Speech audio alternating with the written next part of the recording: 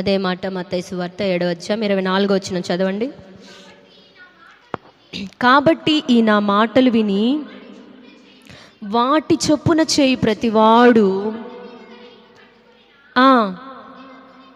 బండ మీద తన ఇల్లు కట్టుకొనిన బుద్ధిమంతుని పోలి ఉండును. ఇప్పుడు కొరింథీయులకు రాసిన మొదటి పత్రిక 3వ అధ్యాయము,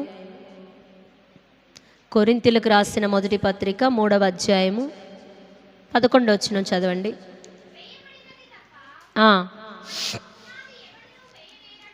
వేయబడిన పునాది తప్ప మరి యొక్క పునాది ఎవడు వేయనేరడు.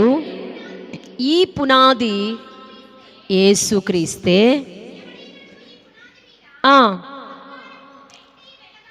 బంగారము వెండి వెలగల రాళ్ళు, కర్ర గడ్డి కొయ్యకాళ్ళు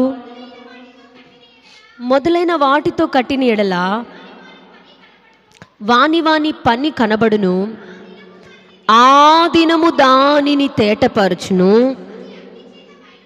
అది అగ్ని చేత బయలుపరచబడును, మరియు వాని పని ఎట్టిదో దానిని అగ్నియే పరీక్షించును.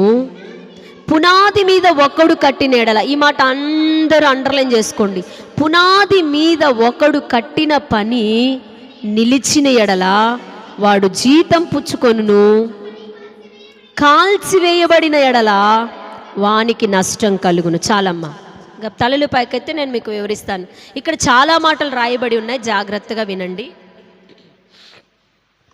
ఏం లేదు, ఇంత చదివారు కదా, మీకు టూకీగా చెప్పేస్తాను. మనందరము బండ మీద ఇల్లు కట్టుకోవాలి. ఆ బండ ఎవరు? యేసుక్రీస్తు. పునాది యేసుక్రీస్తు. బంగారము వెండి వెలగల రాళ్ళు, ఇంకా కర్ర గడ్డి కోయకాలు. బంగారము వెండి వెలగల రాళ్లతో కట్టినప్పుడు బంగారాన్ని అగ్నిలోకి తీసుకెళ్తే బంగారము కాలిపోద్దా? కాలిపోదా? కాలదు కదా. పేతురు రాసిన మొదటి పత్రిక 1వ అధ్యాయం 6వ వచనం.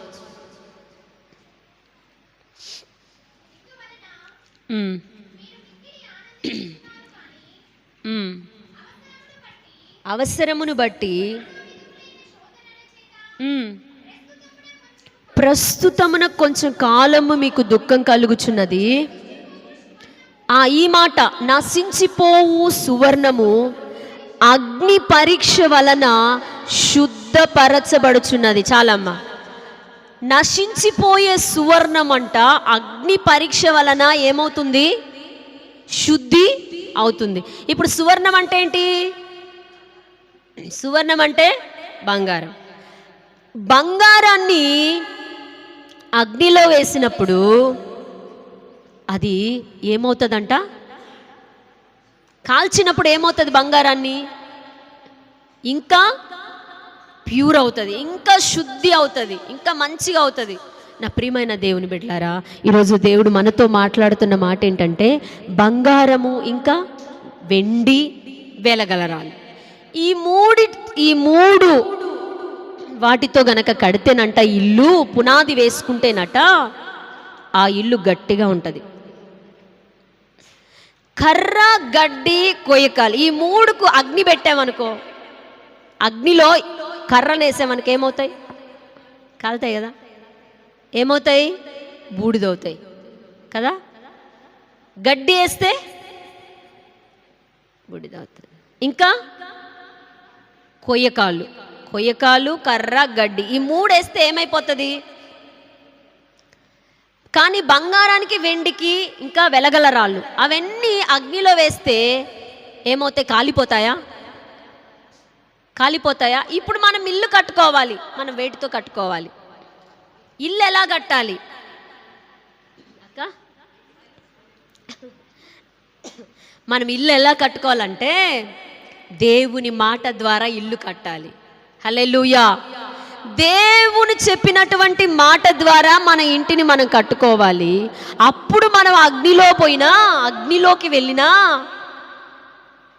మనం కాలం. అగ్ని లోపలికి వెళ్ళిపోయినా మనం కాలము. ఎందుకంటే మనం బంగారం కాబట్టి. హల్లెలూయా, హల్లెలూయా, హల్లెలూయా. ఇంతకి బంగారం ఎట్లా అవుతాం? మనం బంగారం ఎట్లా అవుతాం? కాలకుండా ఎట్లా ఉంటాం చెప్పనా? బంగారం ఎట్లా అవుతుందో. పునాది అన్నది మళ్ళీ బంగారం అంటుంది ఏంది అక్క అనుకుంటున్నారా? ఆ పునాదే క్రీస్తు మీదనే మనము బంగారం లాగా, అంటే బంగారం అంటే మన విశ్వాసం. హల్లెలూయా. మన విశ్వాసమే బంగారం. హల్లెలూయా. అయితే మనలో విశ్వాసం ఉంటే అగ్ని వచ్చినా కాలం. మనం బంగారం ఎట్లా అగ్ని లోపలికి వెళ్ళిపోతే ఎట్లా కాలదో, మనలో ఆ విశ్వాసం ఉంటే మనం కూడా కాలిపోము. అంటే నా ప్రియమైన దేవుని బిడ్డలారా, మనము క్రీస్తు మీద, అంటే బండ మీద మనం ఇల్లు ఎట్లా కట్టుకుంటామంటే దేవుని మీద విశ్వాసం ద్వారా కట్టుకోవాలి. అప్పుడు మన ఇల్లు దేవుడు చెప్పిన మాట మీద కట్టుకోవాలి. అప్పుడు మన ఇల్లు అగ్ని వచ్చినా, ఉదాహరణకి షడ్రక్ మెషక్ అబేద్నెగోలు మీకు చాలాసార్లు తెలిసిన మాట. వీళ్ళకు ఒక పరీక్ష వచ్చింది. పునాది ఏంటంటే ఇప్పుడు బొమ్మకి ఇంకెవరికైనా మొక్కాలి. అప్పుడు మీరు ఏం చేస్తారు? అప్పుడు మీరు పునాది కలిగిన వారైతే ఆ సమయంలో మీ విశ్వాసం కాలిపోదు. విశ్వాసం కాలిపోకూడదు. ఇప్పుడు అగ్ని వచ్చింది. అగ్ని అంటే ఏంటి? శ్రమ. ఇప్పుడు మీ ఇల్లు కాలుతుందా? గట్టిగా ఉందా క్రీస్తు మీద? వెంటనే షడ్రక్ మెషక్ అబేద్నెగోలు ముగ్గురు ఏం చేశారు తెలుసా? బొమ్మకు మొక్కల మమ్మల్ని అగ్నిలో వేసి చంపినా కాల్చినా మేమైతే మా దేవుడు తప్ప, ఆ బండ క్రీస్తు తప్ప, ఆ క్రీస్తుకు మేము ఆరాధించడం తప్ప, ఆ దేవుణ్ణి పూజించడం తప్ప మేము ఎక్కడ దేనికి కూడా చివరికి మనుష్యుల ఆరాధన కూడా చెయ్యం. మేము మనుషుల ఆరాధన తెలుసా మీకు? తెలుసా మనుషుల ఆరాధన? తెలీదా? పొగడ్డం, పొగడ్డం, మనుషుల్ని పొగడడం, అదే ఆరాధన. మనుషుల్ని పొగడడం కూడా ఆరాధనే. ముఖస్తుతి చేయడం అంటే దేవుడి కంటే ఎక్కువగా హెచ్చించడం. హల్లెలూయా. మనిషిని దేవుడి స్థానంలో పెట్టడం. మనిషికి ఇచ్చే విలువ మనిషికి ఇవ్వాలి. మనిషి కంటే ఎక్కువ విలువ దేవుడికి. నా ప్రియమైన దేవుని బిడ్డలారా, ఈ సమస్య వచ్చిందండి. రాగాల్నే వీళ్ళ ముగ్గురిని అగ్నిలో వేశారు. ఇంక మీరు మీ దేవుడి మీద ఇల్లు కట్టుకుంటానన్నారు కదా, బండ మీద కదా మీరు ఉండేది, యేసులో కదా, క్రీస్తులో కదా ఉండేది, సరే అని అగ్నిలో వేసేసారు. ముగ్గురు కాలిపోయారా? కాలిపోలేదా? ఎందుకు? వాళ్ళ విశ్వాసం. మా దేవుడు మమ్ములను రక్షించుటకు సమర్థుడు, వస్తాడు మా దేవుడు. విశ్వాసం. మా దేవుడు మా కోసం వస్తాడు. ఎక్కడి నుంచి? సింహాసనం వదిలి వస్తాడు. ఎక్కడికి? అగ్నిలోకి. ఎక్కడికి వస్తాడు? మా దేవుడు. మేమంత విశ్వాసం కలిగి ఉన్నాం. ఈరోజు ఇక్కడున్న మీరందరూ కూడా పునాది మీద మీరు ఇల్లు కట్టుకున్నట్లయితే మీ విశ్వాసం ఇలాగే ఉండాలి. ఏ కష్టం వచ్చినా, ఏ నష్టం వచ్చినా, ఏ ఇబ్బంది వచ్చినా, ఏ శ్రమ వచ్చినా, మా దేవుడు నా కోసం వస్తాడు, మా దేవుడు మా కోసం వస్తాడు, నాకు సహాయం చేస్తాడు, నన్ను ఆదుకుంటాడు, నాకు హెల్ప్ చేస్తాడు. ఉందా అంత విశ్వాసం? పునాది ఇదే పునాది. అంటే ఏదో బండ, ఏదో బండని అదని ఇదని కాదు. ఏంటంటే నా దేవుడు నా కోసం వస్తాడు. ఇంకా విశ్వాసం చెప్పనా? ఒకవేళ రాకపోయినా కూడా నేను ఆయనను తప్ప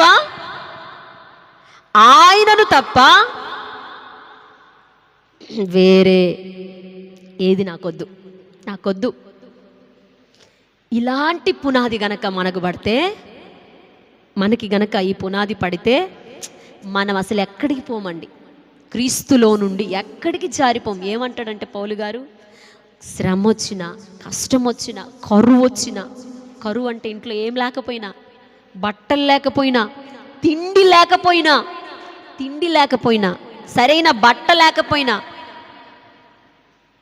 ఉపద్రవమైన, నిందలు వచ్చిన, అందరు నన్ను నిందలేస్తున్నారు, ఎగతాళి చేస్తున్నారు, ఎట్టంటట్ట ఎగతాళి చేస్తున్నారు, నేను దేవుని నమ్ముకోవడం ఎందుకు అని అనరు.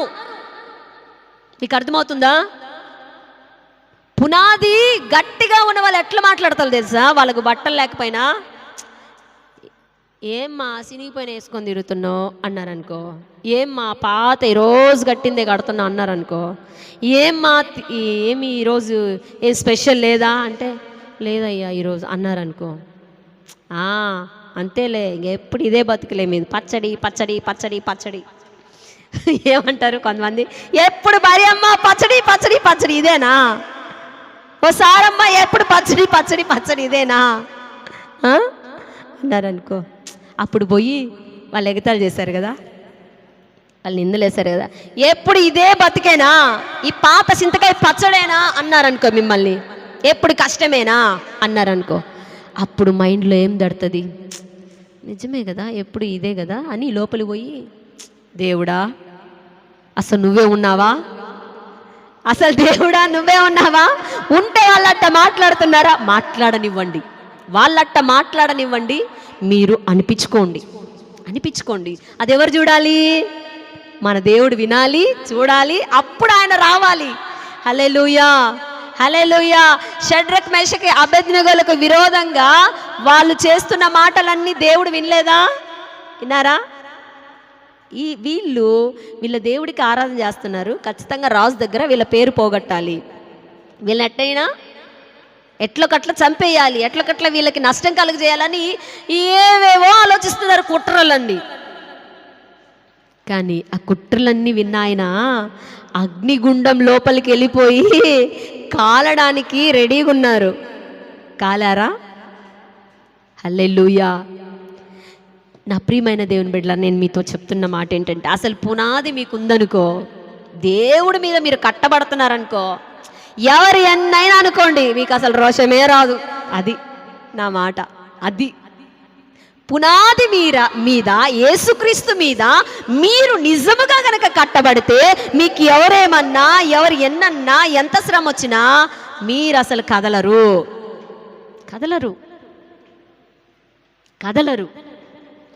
విశ్వాసం అదే. అందుకే బంగారం మీద కట్టబడాలి. బంగారము, వెండి, వెలగల రాళ్ళు అవి కాలవు. ఎన్ని శ్రమలు వచ్చినా అవి కాలవు. ఎందుకో తెలుసా? ఇంకా ప్యూర్ అవుతాయి. మనకొచ్చిన ఆర్థిక ఇబ్బందులు మనల్ని ఇంకా ప్యూర్ చేస్తాయి. మనకొచ్చిన కష్టాలు ఇంకా మనల్ని పరిపూర్ణతలోకి తీసుకొస్తాయి. మనకొచ్చిన శ్రమలు మనల్ని ఇంకా, అగ్నిలోకి వెళ్తే బంగారం మెరుస్తుందా మెరవదా? అది దానికున్న మస్ట్ అంతా తొలగిపోయి అది ఇంకా తలతల్లాడుతుంది. ఈరోజు నీకొచ్చిన కష్టాలు నిన్నేం చేస్తాయి తెలుసా? నిన్ను ఇంకా మెరిసేటట్లు చేస్తాయి. గట్టిగా చప్పట్లు కొట్టి దేవుని మహింపరచండి. Praise the lord. రాబాలా షాలాబా తురాబాలా కబాలా నమాచియాలా రకాబాలా కారాబాలబా. నీవింకా మెరుస్తావు, పడిపోవు. ఎప్పుడు తెలుసా? క్రీస్తులోకి వచ్చిన తర్వాత. క్రీస్తు మీద కట్టబడితే నీకు ఒకవేళ శ్రమలు వస్తాయి. పునాది గనక స్టాండర్డ్ పడింది అనుకో, ఇంకా నువ్వు మెరుస్తా పోతావు. ఈ సంవత్సరం ఇన్ని కష్టాలు పెట్టినా ఏంది పడిపోలేదే? ఈ సంవత్సరం నీకు ఇన్ని కష్టాలు ఎందుకు పెట్టింది? వాడు సైతాన్ గాడు, లేదా నీ ఇరుగు పొరుగు వాళ్ళు, నీ బంధువులు.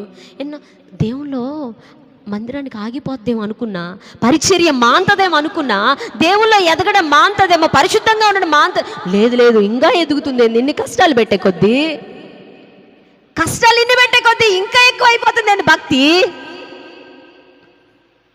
అలా అయిపోవాలి మన భక్తి కూడా. ఎన్ని కష్టాలు వచ్చే కొద్దీ ఇంకా ఎక్కువ అయిపోవాలి. హల్లెలూయా, హల్లెలూయా. దేవుడు అసలు వాళ్ళకి ఎక్కువ వచ్చినాయి, ఇంకా 7 అంతలు చేశారంట.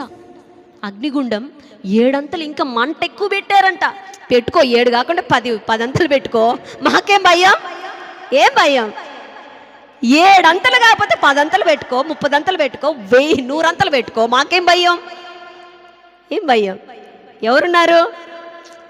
వస్తాడు ఆయన. నువ్వు 7 అంతలు కాదు, 10 అంతలు, ఎన్ని అంతలైనా 100 అంతలైనా పెట్టుకో, నువ్వు ఎంతంత వేడి చేసుకో, ఎన్ని కట్లన్నా ఎక్కువ వేసుకో, ఎంతన్నా వేడి చెయ్యి. నో, భయపడం. ఇక్కడ పునాది ఎట్టుంది, గట్టిగా ఉంది, అందుకే భయపడం. వాళ్ళు చెప్తున్న మాట ఇది, నేను మీకు అర్థమయ్యే భాషలో చెప్తున్నా. భయపడేది ఉండదు అన్నారండి. ఇక వాళ్ళ విశ్వాసం చూసి దేవుడు ఊరుకుంటాడండి. అక్కడి నుంచి వచ్చేసాడు ఆయన, 4వ వ్యక్తి మధ్యలో వచ్చేసాడు. వచ్చి అసలు ఎంట్రుక కూడా కాలేదంట. నీకు వస్తున్న శ్రమలు నీ ఇంటి పక్కన వాళ్ళు చూస్తున్నారా, చూడట్లేదా? ఇరుగు పొరుగులు చూస్తున్నారా నీ బాధలు? నీ అయిన వాళ్ళు చూస్తున్నారా? అయినా నువ్వు ఇప్పుడు కదిలేవా, నిలబడ్డావా? నీకు వచ్చిన కష్టాల్లో నువ్వు కదిలేవా, నిలబడ్డావా? వాళ్ళే చెప్తారు ఒకరోజు. ఎప్పుడు? అగ్నిగుండంలోకి యేసయ్య వచ్చినప్పుడు. అప్పుడు ఆయన వేసిన ఆయనే అంటాడు రాజు. ఆయన అంటాడు నెబుకద్నెజరు, ఏంటి 3 నేసామా 4 నేసామా, ఎంతమంది నేసాం? మరి ఆయన ఎవరు? వాళ్ళ దేవుడు పరలోకంలో ఉంటాడా? వాళ్ళంత విశ్వాసంతో మా దేవుడు వస్తాడని, సమర్థుడు రక్షించడానికి వాళ్ళ దేవుడు వస్తాడా? 7 అంతలు చేసినా భయం లేదేంటి వాళ్ళకు? ఇన్ని కష్టాలు పెడతాడు, ఎందుకు భయం లేదంటే మా దేవుడు మాకున్నాడు, వస్తాడు ఆయన, ఆ టైంకి వస్తాడు అని ధైర్యంగా ఉన్నారు. మీరు కూడా ఈ మాటను బట్టి ధైర్యపడవలసిన విషయం ఏంటంటే, వస్తాడు నా దేవుడు నా కోసం వస్తాడు అనుకోవాలి. మీరందరూ వస్తాడు ఆయన. హల్లెలూయా. అందుకే అగ్ని లాంటి శ్రమలకు మీరు భయపడొద్దు. అదే పేతురు పత్రికలో ఉంటుంది, 4:12. పేతురు రాసిన మొదటి పత్రిక 4వ అధ్యాయం 12వ వచనం. ప్రియులారా, అగ్ని వంటి మహాశ్రమలను గూర్చి చాలమ్మా, అగ్ని లాంటి శ్రమలు వచ్చినాయని ఏదో వింత జరుగుతుందని భయపడొద్దండి, ఆశ్చర్యపడొద్దండి, బాధపడొద్దండి, టెన్షన్ పడగాకండి. ఈ అగ్ని లాంటి శ్రమలు ఏవైనా నిన్నేమీ చేయలేవు. హల్లెలూయా. అగ్ని లాంటి శ్రమ వచ్చిందనుకో, బంగారం ఏమైపోద్ది? చెప్పాలి, మళ్ళా అడుగుతున్నా నేను, ఏమైపోద్ది? ఇంకా మెరుస్తుంది. నీకు అగ్ని లాంటి శ్రమ వచ్చినా, షడ్రక్ మేషక్ లాంటి వాళ్ళ సమస్యలు లాంటివి నీకు ఏదొచ్చినా, నువ్వు ఇంకా ఏమైపోతావు? తలతలా మెరిసిపోతావు. హల్లెలూయా. నా ప్రియమైన దేవుని బిడ్డలారా, ఈరోజు నువ్వు అలా గట్టిగా క్రీస్తులో ఉండాలి. నీకేదొచ్చినా కూడా అదే పునాది. మీ అందరికీ తెలిసిన మాట, ఇంకో మాట చెప్తాను. ఆదికాండం 19వ అధ్యాయము రండి. ఆదికాండం 19వ అధ్యాయము 29వ వచనం చదవండి. ఆ మైదానపు పట్టణములను పాడు చేసినప్పుడు అబ్రహామును జ్ఞాపకం చేసుకొని, లోతు కాపురమున్న పట్టణములను నాశనం చేసినప్పుడు ఆ నాశనము మధ్యను లోతు నశించకుండా అతన్ని తప్పించను. ఇప్పుడు 24 చదవమ్మా. అప్పుడు యెహోవా సొదొమ మీదను గొమొర్రా మీదను యెహోవా యొద్ద నుండి గంధకమును అగ్నిని ఆకాశము నుండి కురిపించి. చాలమ్మా, తలలు పైకెత్తి నేను మీకు వివరిస్తాను. ఇప్పుడు అక్కడ సొదొమ గొమొర్రా అనేటువంటి పట్టణాల మీద ఏం కురిపిస్తున్నాడు దేవుడు అంటే, అగ్నిని కురిపిస్తున్నాడు. జాగ్రత్తగా వినండి.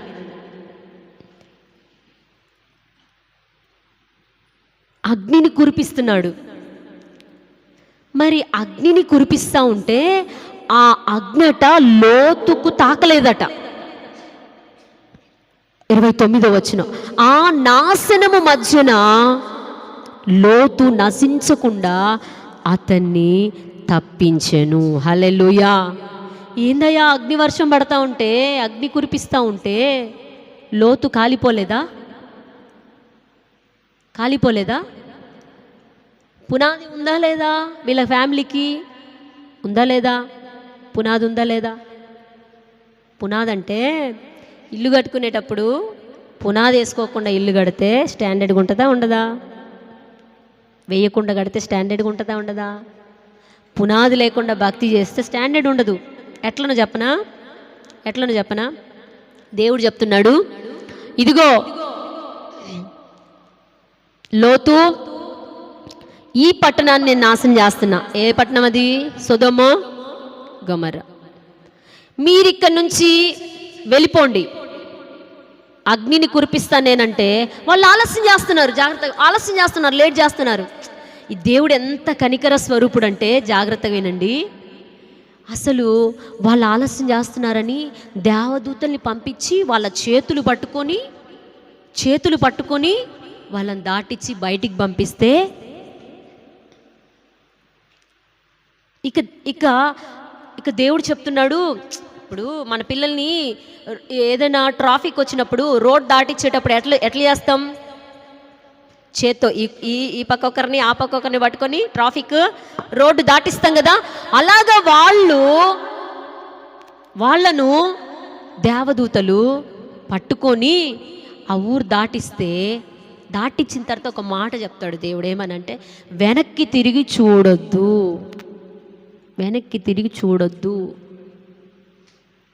దేవుడు చెప్పిన మాట చొప్పున చేస్తే వాళ్ళు ఎక్కడ ఇల్లు కట్టినట్టు?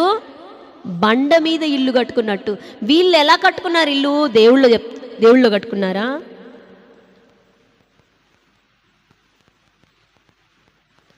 లోతు బాగానే ఉన్నాడు, పిల్లలు బాగానే ఉన్నారు అప్పటికి.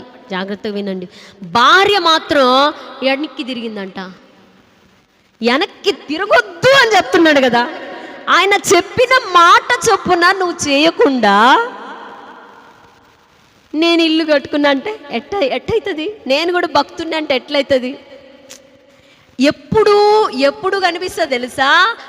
ఆ దినం వచ్చినప్పుడు అంట, అక్కడ మీరు చదివారు కదా, ఆ దినం వచ్చినప్పుడు ఈ బండనా ఇసుకనా అనేది అర్థమవుతుంది. మరి దేవుడు చెప్పిన మాట చొప్పున ఎవరైతే చేస్తారో వాళ్ళే సరిగా పునాది మీద ఇల్లు కట్టుకున్న వాళ్ళు. ఈమెకి లేదు పునాది, అమ్మకి లేదు పునాది. మాట చెప్పిందంటే చెయ్యనొద్దా? ఇది వద్దంటే చేయాలా వద్దా? మనయాలా చేయాలా? ఇది వద్దు అంటే దేవుడు ఇది వద్దన్నాడు అనుకో, మనం చెయ్యాలా వద్దా?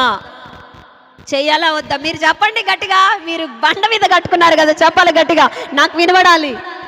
చెయ్యాలా వద్దా? చెయ్యమంటే చెయ్యాలి, వద్దంటే మానే. దేవుడు వెనక్కి చూడొద్దంటే చూసింది. వెంటనే లోతు భార్య ఏమైపోయింది? ఉప్పు స్తంభం అయిపోయిందా? ఇంకా చరిత్ర క్లోజ్. చరిత్ర చాప్టర్ ఆమెది, ఇంకంతే. ఆమె బతుకు అయిపోయింది, ఆమె జీవితం అయిపోయింది. అందుకే మనము బండ మీద కట్టుకున్నామా, ఇసుక మీద కట్టుకున్నామా? మనము బండ మీద కడితే మాట వింటాం, చెప్పిన మాట వింటాం. ఎవరు చెప్పిన మాట అంటే దేవుడు చెప్పిన మాట వింటాం. ఓకేనా? అయిపోయింది. ఇక ఆ అగ్ని వర్షము కురుస్తూ ఉంది. ఇప్పుడు లోతు పిల్లలు ఏమైపోయారు? వాళ్ళు మాత్రమే తప్పించుకొని వెళ్ళిపోయారు. దేవుడు ఏం చెప్తున్నాడంటే పాపం చేయొద్దు అని చెప్పాడు. పాపం అంటే ఏంటి? వ్యభిచారం. పెళ్ళి కాకముందే వ్యభిచారం చేయకూడదు. పెళ్ళైన తర్వాత నీ భర్తతోనే నువ్వు కాపురం చెయ్యాలని చెప్పాడు దేవుడు, అది స్త్రీ అయినా పురుషుడైనా. కానీ ఈ పిల్లలు చూడండి, తండ్రికి మందు దాగిచ్చి పాపం చేశారు. వీళ్ళకేం లేదు, ఆడపిల్లలకి ఏం లేదు, ఉందా పునాది లేదా? అట్లాంటి సిచ్యువేషన్స్ మీ పిల్లలకు వస్తే, మీ దగ్గరికి వస్తే ఏం చేస్తారు మీరు? అట్లాంటి సందర్భాలు వస్తాయి. పురుషుల ద్వారా ఆకర్షించబడే సన్నివేశాలు. లేదా మనమే పోతామా? మనమే ఆకర్షిస్తామా? లేకపోతే వాళ్ళు మనల్ని ఆకర్షిస్తే మనం పడిపోతున్నామా? మనము వాళ్ళు ఆకర్షిస్తే మనం పడిపోతున్నామంటే మనకు అసలు ఏం లేనట్టు. పోని మన దేవుడు నిజంగా పాపం చేయకూడదు, వ్యభిచారం చేయకూడదు, పెళ్లి కాకముందే ఎవరితో పాపం చేయకూడదు, పెళ్ళైన తర్వాత భర్త తప్ప వేరే మొగోడి వైపు కన్నెత్తి చూడకూడదు, వేరే భార్య వైపు కన్నెత్తి చూడకూడదు అని దేవుడు చెప్పాడు. ఈ మాట చొప్పున, దేవుడు చెప్పిన మాట చొప్పున ఎవరైతే చేస్తారో వారి ఇల్లు సూపర్ ఉంటుంది, సూపర్. కానీ భయం లేదు. ఆ పాపం చేసి ఆ సిచ్యువేషన్స్ వచ్చినప్పుడు,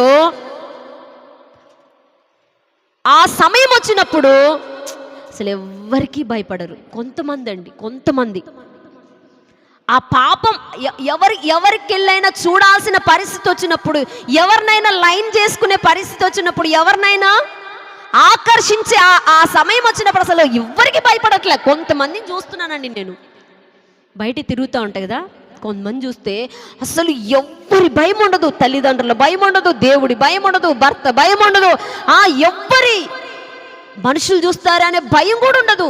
ఎంత ఎంత దేవుడి మాట అంటే ఎంత నిర్లక్ష్యం అసలు. వీళ్ళు బండ మీద కట్టుకున్న వాళ్ళ కూతుర్లు పోయింది, వీళ్ళ పునాది ఏమైపోయింది? అయ్యగారులో ఒక్కరు కాపాడబడ్డారు. చూడండి, అంటే దేవుడు ఎంత కాపాడాలనుకున్నా కూడా అక్కడేమో అగ్ని తప్పించాడా? అగ్ని పడకుండా, అగ్నిలో కాలిపోకుండా అగ్ని వచ్చి వీళ్ళను చంపేయాలి యాక్చువల్గా. కానీ అగ్ని వాళ్ళ మీద కురవకుండా చేయి పట్టుకొని వచ్చి లాక్కొచ్చినా కూడా కాపాడబడ్డారా వాళ్ళు? అంటే ఇట్లా దేవుడు ప్రతి మనిషిని క్షమిస్తా, వాళ్ళను సేవ్ చేయడానికి ప్రయత్నిస్తూ ఉంటాడు. కానీ వాళ్ళే వినరు. దేవుడి మాట వినక ధైర్యం, ఎంత గుండె ధైర్యం అంటే, ఒక పని చేయాలంటే, దేవుడికి ఇష్టం లేని ఒక పని చేయాలంటే ఎవరికి గుండె ధైర్యం? మందిరానికి వచ్చే వాళ్ళకి గుండె ధైర్యం. ఎందుకో తెలుసా గుండె ధైర్యం? పునాది లేదు కాబట్టి గుండె ధైర్యం ఎందుకోసో తెలుసా? పునాది లేదు కాబట్టి ఆ ధైర్యం వస్తుంది. అదే పునాది ఉన్నాడనుకో, ముసుగేసుకొని అమ్మో ఎవరు నన్ను చూడకూడదు, పోవాలి గబగబా అనుకుంటారు. నిజం అండి. ఎవరు నన్ను చూడకముందే అక్కడ పురుషుల కంట పడకముందే నేను చిన్నగా ఇక్కడ నుంచి వెళ్ళిపోవాలా అనుకుంటారు. పునాది ఉన్న వాళ్ళు అట్లా మాట్లాడతారు. పునాది లేని వాళ్ళు అయితే వాళ్ళకి ఏ భయం ఉండదు. నా ప్రియమైన దేవుని బిడ్డలారా, ఎందుకు ఈ మాటలు చెప్తున్నాడంటే, పునాది ఉన్న వాళ్ళు మీరందరూ పునాది మీద కట్టబడిన బిడ్డలుగా, సంఘంగా మార్చబడాలి. అది ఎవరి ఆశ? మన దేవుడి ఆశ. ఆయన చెప్పిన మాట చొప్పున చేయని ప్రతివాడు ఎక్కడ కట్టుకున్నట్టు? ఇప్పుడు నన్ను చూడొద్దండి. దేవుడు ఏది చెప్తున్నాడో అది చెయ్యండి చాలు, అంతే. ఇది వద్దన్నాడా నీకెంత ఇష్టమైన దాన్ని వదిలేయి. నీకెంత ఇష్టమైన దేవుడు ఇది వద్దన్నాడా వదిలే. నీకెంత ఇష్టమైనా సరే అది దేవుడు వద్దంటే, దేవుడు బలిపీఠం మీద పెట్టను. కుమారుడు ఇష్టం ఉండదా? మరి వద్దు బలి ఇచ్చే అంటే పెట్టాడా? కానీ కనికరం కలిగిన దేవుడు మళ్ళీ ఇచ్చేశాడు. వాళ్ళే ఎవరి మీద? ఇప్పుడు బండ తీసేసి వాళ్ళే యేసయ్య మీద కట్టబడిన వాళ్ళు. హల్లెలూయా. వాళ్ళెవరు? ఇంకా ఈ మాటలు విన్నా కూడా ఇంకా గుండె ధైర్యం చేసి ఇంకా చేయాలనుకుంటే, చిన్నమైన పెద్దయో మీరు పెద్దవి చేయర్లే కదా, ఏదో చిన్నవి అవి కూడా అసలే ఏం కావాలంట? అన్నీ పోవాలి. మనం ఎలా తయారవ్వాలంటే దేవుడే చెప్తే అది. హల్లెలూయా. అలా మనం తయారైతేనంట మన అగ్ని వచ్చినా కూడా, ఎలాంటి సిచ్యువేషన్స్ వచ్చినా కూడా మనము చెక్కు చెదరకుండా అలాగే దేవునిలో ఉంటాం. దేవుడు వచ్చినప్పుడు ఆయనతో పాటు ఎగురుతాం. మనకి ఏమొస్తుంది? మహిమ. మనకి మహిమ వస్తుంది. దేవదూతలు ఎలా ఎగురుతూ ఉంటాయి? దేవదూతలకి రెక్కలు ఉంటాయి కదా, దేవదూతలు రెక్కలు ఉంటాయి కదా. మనకు కూడా దేవుడు మహిమనిస్తాడు. ఎవరికి ఇస్తాడు? పరిశుద్ధులకి ఇస్తాడు మహిమ. ఏదైనా తోటలో మహిమను మరలా ఇస్తాడు. మనకు మహిమ వస్తుంది. అప్పుడు మనము యేసయ్యతో పాటు ఎగిరి దేవుని దగ్గరికి వెళ్ళిపోతాం. లేదా చచ్చిపోతాం. ఇక్కడే ఉంటామా? ఇంకొక 10 సంవత్సరాలు చచ్చిపోమా? లేదా ఇంకో 50 సంవత్సరాలు కానీ చచ్చిపోతామా? ఇంకో 20 సంవత్సరాలు చచ్చిపోతామా? మన వయసు ముసళ్ళు అయిపోతుంది. మన ముసళ్ళు అయిపోతాం. వయసు వస్తుంది, చచ్చిపోతాం. చచ్చిపోయినాక మరలా వస్తాడు దేవుడు. సమాధులు తెరవబడతాయి ఫస్ట్ దేవుడు వచ్చేటప్పుడు. అప్పుడు మన సమాధి, ఒకవేళ మనం చచ్చిపోతే ముందే మన సమాధి తెరవబడాలా వద్దా? మనము ఈ విధంగా దేవుడు చెప్పిన మాట చొప్పున మనం గనక చేసుకుంటూ వెళ్ళిపోతే, మనము చచ్చిపోయినా కూడా మన సమాధి దేవుడు వచ్చినప్పుడు ఓపెన్ అవుతుంది, తెరవబడుతుంది. అప్పుడు మనము ఆయనతో పాటు ఇది కట్టబడ్డం అంటే పునాది. హల్లెలూయా, హల్లెలూయా. దేవునికి మహిమ కలుగునుగాక. హల్లెలూయా. దేవుడు ఏది చెప్తే అదే పురుషులారా మీ భార్యలను మీరు ప్రేమించండి అని చెప్తాడు. ప్రేమించాలా వద్దా? స్త్రీలారా మీ భర్తకి విధేయులై ఉండండి అంటే విధేయులై ఉండాలా వద్దా? పురుషులారా మీరు మీ భార్యలని ప్రేమించాలా. స్త్రీలు భర్తకి లోబడాలి, గౌరవించాలి. ఇది దేవుడు చెప్పిన ఆజ్ఞ. పురుషులారా మీరు మీ తల్లిదండ్రుల్ని కొంచెం అలా విడిచిపెట్టి మీ భార్యల్ని హత్తుకొనును. దేవుడు చెప్పిన ఆజ్ఞ. ఇలా ఎన్నో చెప్పాడు దేవుడు. 1 కాదు 2 కాదు, చాలా. పిల్లలారా మీ తల్లిదండ్రులకి మీరు విధేయులై ఉండండి, ఇది ధర్మమే. ఇట్లా ఎన్నెన్నో దేవుడు చెప్పాడు. అవన్నీ కూడా మనము చేసుకుంటూ వెళ్ళిపోతే మన ఇరుగు పొరుగు వాళ్ళని ప్రేమించాలి, ఎన్నో మాటలు చెప్పాడు. అలా మనము చేసుకుంటూ వెళ్తే మనము యేసయ్య మీద కట్టబడిన వాళ్ళమే. ఇంకొక మాట చెప్పి నేను ముగిచ్చేస్తాను. మీ అందరికీ తెలిసిన మాట అది. నిర్గమకాండం 3వ అధ్యాయము 2వ వచనం. నిర్గమకాండం 3వ అధ్యాయము 2వ వచనం. ఒక పొద నడిమిని అగ్నిజ్వాలలో యెహోవా దూత అతనికి ప్రత్యక్షమాయెను. అగ్ని వలన ఆ పొద మండుచుండెను గాని పొద కాలిపోలేదు. ఆ పొద ఎలా కాలిపోలేదో నేను ఆ తట్టు వెళ్ళి ఈ గొప్ప వింత చూచెదను అనుకొనెను. చూచుటకు ఆ తట్టు వచ్చుట యెహోవా చూచెను. మోషే మోషే అని పిలిచాను, అతన్ని పిలిచెను. చిత్తం ప్రభువా అనెను. దగ్గరికి రావద్దు, నీ పాదముల నుండి నీ చెప్పులు విడుము, నీవు నిలిచి ఉన్న స్థలము పరిశుద్ధ ప్రదేశము అనెను. చాలా అనగా తలలు పైకెత్త నేను మీకు వివరిస్తాను. ఇక్కడ దేవుడు ఒక వింత చూపిస్తున్నాడు. వింత వింత వింత వింత కార్యం ఇది, వింత దృశ్యం. ఏంటంటే అగ్ని మండుచుండెనే, పొద కాలిపోలేదుగా. ఏమవుతుందంట? అగ్ని ఇప్పుడు ఒక పొదను మనం కాలిస్తే పొద కాలిపోదా? ఒక కర్రను కాలిస్తే కర్ర కాలిపోదా అగ్నిలో? కానీ పొద కాలట్లేదంట. ఇదేం విడ్డూరం! అక్కడ అగ్ని జ్వాల ఉందంట. ఏముందమ్మా అక్కడ? అగ్ని జ్వాల ఉంది. కానీ అగ్ని మండుతా ఉంది పొదలో, కానీ అది కాలిపోవట్లే. ఏంటది? పొద ఎందుకు కాలట్లేదు? పొద ఎందుకు కాలట్లేదు అంటే మోషేకి అర్థం కావట్లా. ఇది చాలా ఆశ్చర్యమైన కార్యమే, ఎందుకు కాలట్లేదు? యాక్చువల్గా అయితే పొద కాలాలి, మరి పొద ఎందుకు కాలట్లేదని దగ్గరికి వెళ్తే చెప్పులు తీ అంటాడు.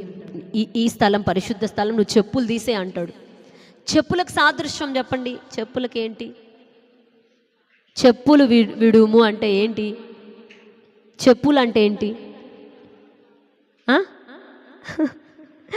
సమాధానం అనే జోళ్ళు, సమాధానం అనే చెప్పులు. చెప్పులు విడుము అంటే ఎందుకు దేవుడు అక్కడ చెప్తున్నాడంటే, నీకు సమాధానం లేదు, చెప్పులు తీసేయి. ఎందుకు అక్కడ ఆ టాపిక్ దేవుడు మాట్లాడుతున్నాడంటే, మోషేకి సమాధానం లేదు.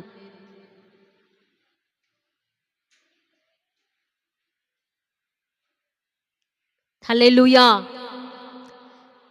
అది చాలా ఇక్కడికి రాగానే దేవుడు నాకు ఆ ఆంతర్యం నాకు గ్రహించాడు. నేనైతే గట్టిగా దేవుని మహింపరచా. హల్లెలూయా.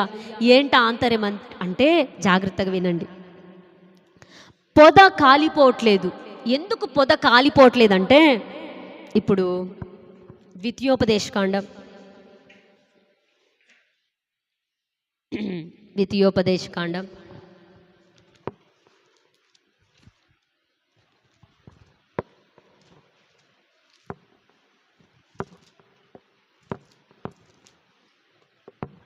33వ అధ్యాయము, ద్వితీయోపదేశకాండం 33వ అధ్యాయము 16వ వచనం చదవండి. 16వ వచనంలో పొదలో నుండిన వాణి, అది చదవండి. పొదలో ఉండిన వాణి కటాక్షము. చాలు నాన్న, ఇంక తలలు పైకైతే నేను మీకు వివరిస్తాను. అక్కడ యోసేపు గురించి రాయబడిందిలే. ఇంతకీ పొదలో ఏముందో, ఎందుకు కాలేదంటే పొదలో దేవుని కటాక్షం ఉంది. గట్టిగా చప్పట్లు కొట్టి దేవుని మహింపరచండి. రబాల షబాల కబాల రబ తియాల రబాల షద్దల రబాల కరబాలబా. పొదలో ఏముందో తెలుసా? పొదలో దేవుని కటాక్షం ఉంది. అందుకనే పొద దేవుని కటాక్షము నీ మీద ఉంటే నువ్వు కాలిపోవు. అగ్ని లాంటి శ్రమలు వచ్చినా, ఎన్ని శోధనలు వచ్చినా, ఎన్ని అసమాధాన పరిస్థితులు వచ్చినా,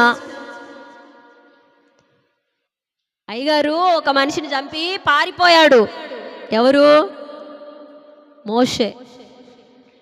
ఒక అతన్ని చంపి ఇసుకలో పాతి పెట్టి వెళ్ళిపోయాడు. గొడవ పడతా ఉంటే చదువుతారా? నిర్గమకాండంలోకి రండి. మళ్ళీ నా సొంతం అట్లా అనుకుంటారేమో అని. నిర్గమకాండం అదే 2వ అధ్యాయము, నిర్గమకాండం 2వ అధ్యాయము 14వ వచనం. చూచి అడగగా అధికారిగాను ఎవడు? నీవు ఆ ఐగుప్తిని చంపినట్లు. ఎవరు? నీవు ఆ ఐగుప్తిని చంపి నువ్వు పాతి పెట్టావే, అది మాకు తెలిసిపోయింది. ఇప్పుడు రాజుకు తెలిస్తే, ఫరోకు తెలిస్తే ఇప్పుడు ఆయన ఏం చేయాలి? మోషేని ఇప్పుడు 15 చదవమ్మ. ఫరో ఆ సంగతి విని మోషేను చంపజూచెను. మోషే ఫరో ఎదుట నుండి పారిపోయి మిద్యాను దేశంలో నిలిచిపోయాను. చాలమ్మ. ఇప్పుడు ఎక్కడికి వెళ్ళిపోయాడు ఈయన? ఆ దేశం నుండి. ఇప్పుడు ఆ రాజుతో ఏం లేదు, ఆ ఊరోళ్ళతో ఏం లేదు అయ్యగారికి. మళ్ళీ ఇప్పుడు ఎక్కడికి పోవాలి? మళ్ళీ ఇప్పుడు ఫరో దగ్గరికే పోవాలి. ఎందుకు పోవాలి? ప్రజల్ని విడిపించాలి. హల్లెలూయా, హల్లెలూయా.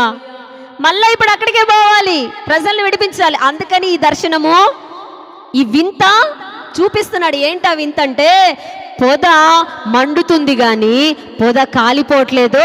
అక్కడ ఫరో నీ మీద మండుతున్నాడు. ఏంటంట? ఫరో నీ మీద మండుతున్నాడు. కోపము మండుతుంది కానీ నువ్వు కాలిపోవు. ఫరో నిన్నేం చేయడు. ఎంత కోపం అంటే, ఫరోకి ఎంత కోపమో, ఎంత మండుతుంది. నిన్ను చంపేంత కోపం ఎవరికి ఉంది? ఉందా? మీరే చదివారు కదా. అంత కోపం ఉంది కానీ కటాక్షము, నా కటాక్షము పొద మీద ఉన్నట్లుగా నీ మీదికి నేను కటాక్షాన్ని కలుగజేస్తాను. అప్పుడు ఫరో నిన్ను తీసుకొని వెళ్తాడు. ఎక్కడికి? ఎక్కడికి? కనాను దేశానికి పోనిస్తాడు. హల్లెలూయా. ఈ విషయము మీకు అర్థమైందండి? ఈ మాట అర్థమైందా? మీకు అర్థమైందా? అంటే మీకు విరోధంగా ఎవరు మండుతున్నా అవి మీకు ఏమి కావు. మీకు విరోధంగా ఎవరైనా మండుతున్నారనుకో, కోప్పడుతున్నారనుకో,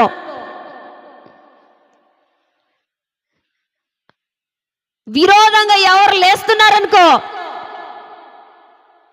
అర్థమయ్యేటట్టు చెప్పనా? మీ అధికారులు, మీ విరోధులు, మీకు ఇంకా ఎవరైతే మీరు గిట్టనోళ్ళు ఉన్నారో, మీరంటే మండుతూ ఉంటుంది వాళ్ళకి, అయినా సరే వాళ్ళ కోపం మీ మీదికి రాకుండా, వాళ్ళ మంట మీ మీదికి రాకుండా, వాళ్ళు మిమ్మల్ని చంపకుండా, వాళ్ళ ద్వారా మీకు నాశనం కలగకుండా దేవుడు కటాక్షాన్ని కలగజేస్తాడంట. ఫరో అంట ప్రజల్ని చూచిన వెంటనే దయ కలుగుతుందట, కటాక్షం కలుగుతుందట.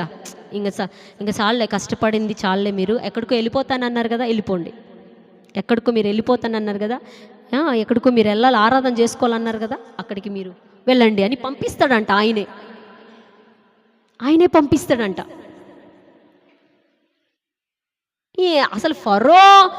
అసలు ఫరో పంపడం ఏంటి? ఫరో మారడం ఏంటి? ఈ మాట మీకు అర్థమవుతుందా? మీ శత్రువులు మారడం ఏంటి? మీ శత్రువులే మంచిగా మాట్లాడడం ఏంటి? మీరంటే గిట్టనోళ్ళు మంచిగా మాట్లాడడం ఏంటి? కటాక్షం కలగడం అంటే ఏంటంటే అదే పొదలో ఉన్నవాని కటాక్షము. హల్లెలూయా. ఆ పొద కాలనట్లుగా మీరు కూడా కాలిపోరు. ఏం చేయడు మోషే, భయపడవద్దు. మోషే భయపడొద్దు. ఫరో నిన్నేం చేయడు, నీ ప్రజలను కూడా ఏం చేయడు. హల్లెలూయా. అర్థమవుతుందా? ఎవరు ఎంత మంట వచ్చినా, ఎవరు మీ మీద ఎంత కోపం వచ్చినా, ఎంత పగొచ్చినా వాళ్ళు మిమ్మల్ని ఏం చేయలేరు. ఎందుకంటే పొద అంటే మీరే. మీలో ఆయన కటాక్షం ఉంటే పొద ఎట్లయితే కాలిపోలేదో, మీరు కూడా ఎవరి మాటల వల్ల మీరు నష్టపోరు. ఎవరి చీటిపోటి మాటలు మీకు తగలవు, అపశక్కుని మాటలు తగలవు. మీరంటే అబ్బా వాళ్ళ మాటలు వీళ్ళ మాటలు మాకు తగులుతున్నాయి, ఏం తగలవు. మీ మీదేముంది? హల్లెలూయా. పొదలో ఉన్నవాని కటాక్షమట ఎవరిలోకి వస్తుంది? మనలోకి వస్తుంది. హల్లెలూయా. దేవునికి మహిమ కలుగును గాక. అయితే ఏం చేయాలంటే చెప్పులు తీసేయాలి, సమాధాన పడాలి. వెళ్తానయ్యా మళ్ళా ఆ ఫరో దగ్గరికి నువ్వు వెళ్ళాలంట. ఫరో ఇప్పుడు ఎట్టున్నాడు?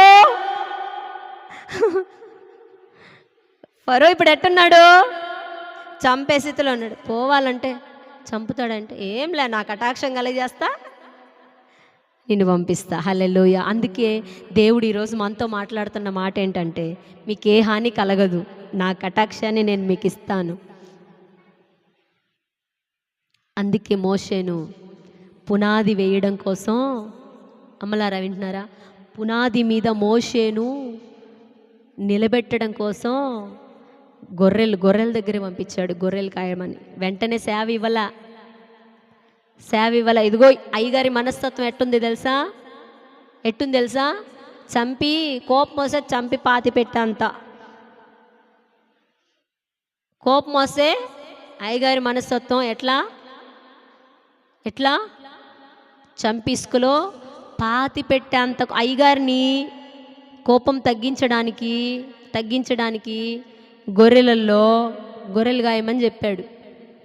అప్పుడు కాసి అయ్యగారికి ఏమొచ్చింది? ఓపిక వచ్చింది. అందుకే అక్కడ చూడు, మందనంట, ఇత్రో అను తన మామ మందను మేపుతా ఉన్నాడంట అరణ్యంలో.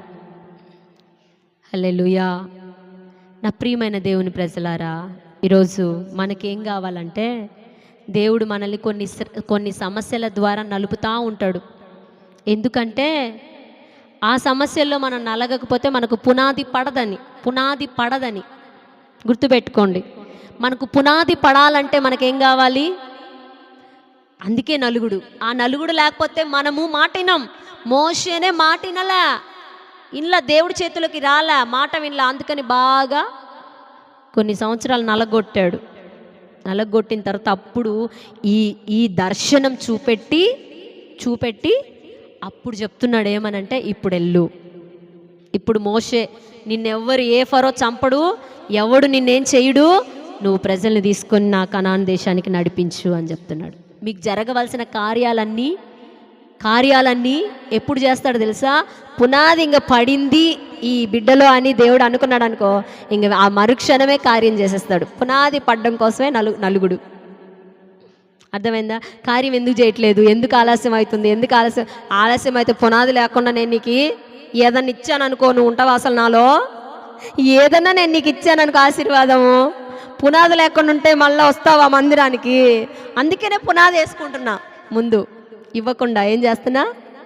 ఇవ్వకుండా, నువ్వు అడిగింది ఇవ్వకుండా, నువ్వు కోరుకున్నది ఇవ్వకుండా నేను నీకేం చేస్తున్నా?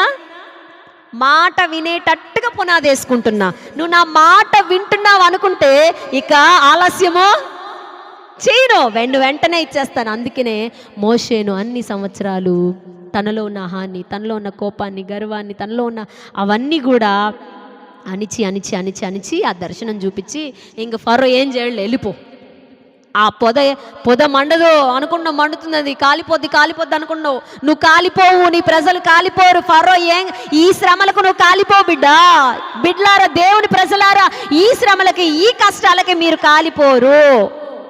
మీకు వచ్చిన మహాశ్రమలు ఏదో వింత అని అనుకోబాకండి. అవి ఎందుకు, ఆ వింత, ఆ పరీక్షలన్నీ ఎందుకు, ఆ కష్టాలన్నీ ఎందుకు తెలుసా? నా మీద పునాది వేసుకోవడానికి, నా మీద కాదు, యేసయ్య మీద, హల్లెలూయా, దేవుడి మీద పునాది వేయడానికి. అందుకనే ఈరోజు దేవుడు మీ అందరితో మాట్లాడుతున్న మాట ఏంటో తెలుసా? నా మాట వినండి, నేను చెప్పినట్టు చేయండి, మీరు నా మీద కట్టుకుంటారు, నేను మిమ్మల్ని, అదుగో ఏ శ్రమలు వచ్చినా, అగ్ని లాంటి శ్రమలు వచ్చినా, ఎవరు హాని చేయడానికి ఎవరైనా మీ మీదకి వచ్చినా, మండుతున్నా, ఇంకేదన్నా వాళ్ళు ఏం చేసుకోలేరు మిమ్మల్ని. ఎందుకంటే నా కనికరం, నా కటాక్షం ఎవరికి ఇస్తాను? మీకు ఇస్తాను. అందుకని మీ శత్రువులు మిమ్మల్ని ఏం చేయు, మీ రోగాలు ఏం చేయు మిమ్మల్ని, మీ అప్పులు మిమ్మల్ని ఏం చేయవు, మీకున్న రోగాలు ఏం చేయవు, అప్పులనే శత్రువు, రోగాలనే శత్రువు, ఏం చేయవు. అన్నీ ఎందుకో తెలుసా? నిన్ను భక్తిలో, పునాదిలో నిలబెట్టడానికే దేవుడు నీకు అనుమతించాడనమాట. హల్లెలూయా. ఒకానొక రోజు అగ్ని మనందరి కొరకు అక్కడ నిల్వ ఉంచబడింది. ఆ అగ్నిలో మనం కాలకుండా ఉండాలంటే అక్కడ కూడా ఒక అగ్ని ఉంది. ఇక్కడ అగ్ని కాలేదు. ఎన్ని అగ్నిలు చెప్పా నేను? షడ్రక్ మేషక్ అగ్ని చెప్పా. ఇంకోటి లోతు దగ్గర వచ్చిన ఒక అగ్ని, లోతు గాలిపోలా. షడ్రక్ మేషక్ అగ్ని వచ్చింది, కాలిందా? కాలిపోయారా? కాలిపోలా. లోతు దగ్గర ఒక అగ్ని వచ్చింది, కాలిందా? కాలాడు ఆయన? కాలిపోలా. తర్వాత మోషే దగ్గర ఒక అగ్ని వచ్చింది, పొద మండుతుంది, కాలిందా? నీ దగ్గరికి వచ్చినా కూడా ఈ లోకంలో అగ్ని నిన్నేమి, ఈ లోకంలో నీ దగ్గరికి వచ్చిన శ్రమ నిన్నేమి కాల్చదు. అక్కడ కూడా నరకం అనే అగ్ని కూడా, నరకంలో అగ్ని ఆరదు, పురుగు, ఆ అగ్ని కూడా నిన్నేం చేయదు. ఇక్కడ నువ్వు పునాది వేసుకుంటే డైరెక్ట్గా ఎక్కడికి పోతావు? డైరెక్ట్గా కళ్ళు మూసుకోండి. దేవుడి కొద్ది మాటలు మీ వినికిడులు ఆశీర్వదించును గాక.